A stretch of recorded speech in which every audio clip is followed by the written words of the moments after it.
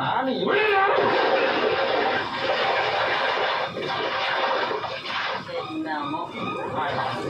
எங்க அந்த மனுஷனை காணா என்னங்க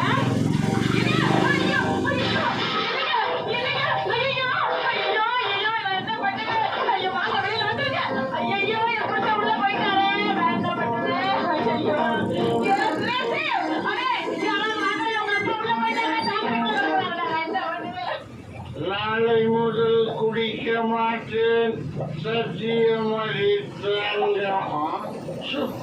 யாரு சாக்கடையை திறந்து விட்டது? இந்த வீட்டில் யாருக்குமே பொறுமை. ஏதோ வேலையும் மூத்தப்பட நான் ஒருத்தன்னா செய்யணும். இப்போ ஓகே ஓகே ஓகே